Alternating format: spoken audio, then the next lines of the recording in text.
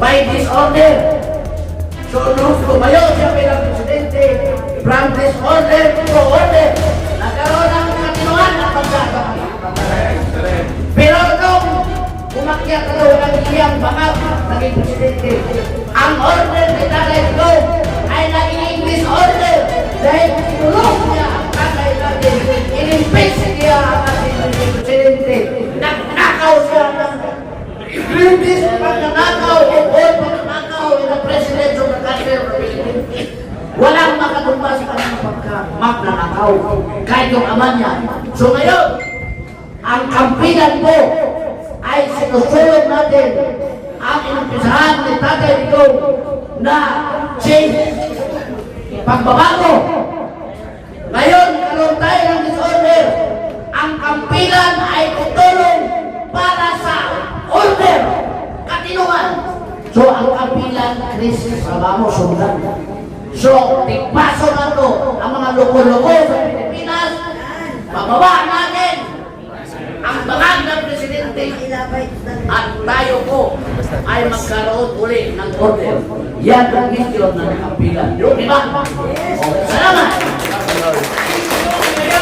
Ngayon po tayo. Maraming salamat kay Congressman and we will have Attorney Manny Luna, isa po sa Executive Committee or Executive Council ng Philippine Alliance for National Accountability as introduced kanina ni Secretary and General Hermogenes Esperon. Sir, take it away for the final part. Magandang gabi, mga kasama. Hindi lang siya adik din sa pagnanakaw ng salapi ng taong bayan. Tama. Napakasamang tao. Hindi talaga karapat-dapat at kailangan ng bumaba.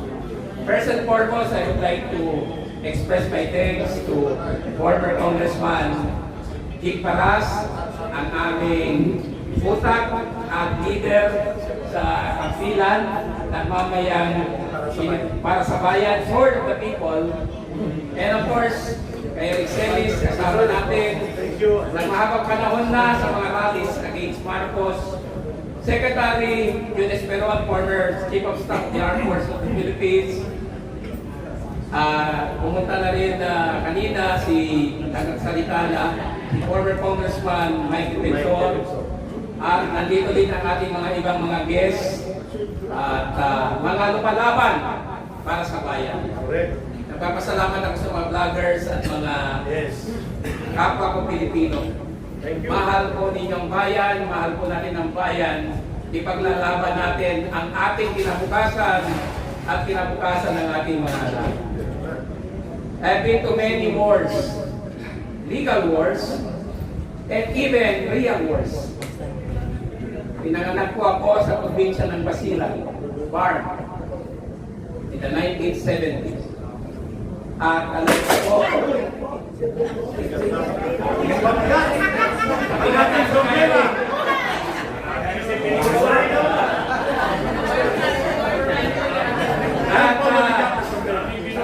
kami sa Bar, kasama si Brother Randy Usman, na nandito rin, ay marunong kami lumaban kung kinakailangan. Lalong-lalo na pag tayo ay masyadong tayong pinadown, masyado tayong pinaapi at mahirap sila sa atin. Lalaban tayo dahil ang ating mga anak at mga apo, ay mga apo na rin kayo, ang iba dito, ay kailangan merong magandang bukas. This is the worst president ever sa history ng Pilipinas. Nakikita na niya ang kanyang tatay. Nakikita na niya ang iba na nangurakot din. At hanggang ngayon, tuloy-tuloy pa rin sila sa pagnanakaw. Kapipirma lang niya ng 2026 budget. Kunwari, nagpito ng 92 billion sa program funds. Pero, baliwala yung pito na yon. Kasi ang program funds, hindi naman technically part ng budget talaga eh. Unconstitutional yan, sabi ni Congressman Jing Paras, Congressman Erice. and even Laila de Lima, at ang iba. At ng ibang justices ng Korte Suprema. So, pag pinito niya yun, baliwala yun eh. Kasi standby fund lang yun eh. Hindi naman yun program funds. Ang dapat pinito niya sana, yung item or items under program appropriations. So, tingnan niyo pagtatay doon ni Marcos sa atin, niloloko pa rin tayo. Niloko na tayo noong 2023 nung pinirmahan niyang budget na walang veto. 2024 GAA, wala rin veto. 2025, pinirmahan niya, may veto, pero hindi naman sapat. Dahil nakalusot pa rin ang mga flood control projects, mga farm-to-market roads, at ibang mga maanumalyang proyekto pang infrastruktura. So, makakaasa kayo, makakaasa lahat ng Pilipino na si Atty. Manny Luna na lumaban ng time ni President Duterte sa mga korap bilang commissioner ng Presidential Anti-Corruption Commission ay iaalay pa rin ang kanyang serbisyo sa publiko para matanggal itong walang hiyang ito. Buhaya, pinakabuhaya sa lahat ng buhaya na ito. Nakikita na niya ang record ni Lolong. Mas palaki pa yata ito kay Lolong. Ha? Agad sila na. Oh, super eh. So, sa darating na mga araw, magkakaroon ng mga mobilization na napakalakas. We need you. Continue helping us. Continue fighting. We have to defend democracy. We have to defend the Philippines. We have to save the Philippines from destruction. Masama itong pumasok sa ating bansa. He is an existential evil. Demonyo po ito ang kalaban natin. Hindi ito basta-basta.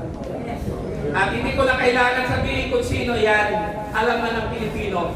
Negative siya sa lahat ng surveys na malalaki. Negative 3 sa isa, tapos negative 8 sa isa, tapos negative 27 sa isa. Sa latest survey, negative 27 yung cabinet sa Publicos Asia. Negative 8 sa Pulse Asia. Negative 3 sa SWS. Negative 8 sa NCR. Negative sa Visayas. Negative sa Mindanao sa lahat ng surveys except Balance Luzon. Pero bumaba rin siya sa Balance Luzon na bingilit niya. So, it goes to show that the boat is sinking. Tulungan po natin ating sarili. Labanan natin po itong Godzilla na ito. Itong super buhaya na ito. Itong salot sa ating bansa. Pahirap sa atin ito. Bumaba ka na. Wala na naniniwala at nagtitiwala sa iyo. Resign now, Mr. Marcos. Yes! Maraming salamat po. Everybody po, mag-aawit po tayo ng isang awiting pagbibigay sa atin, pero may na-explain po final message mula sa grupong Masada at ang grupo nila Commissioner Adama ng dating Commissioner on Higher Education ay nagpapaabot po ng pakikipag-isa, nanonood siya. Invited po kayo sa grupo niyo ng VPISD. Or sorry, VIPSD. Yan. Sorry ha. Commissioner Ronald Adamat, you are invited po. At welcome kayo dito. At hindi lang po siguro na follow-up ang communication. Ayos! Nanonood daw sila ngayon. Ang VIPSD. Music din. At tayo po ay mag-announcement. Mitsubishi Adventures. Lilipat na. Okay. So we will have the short and final message and call to action from former USEC Ben Ranking, and then we will have our closing of the program.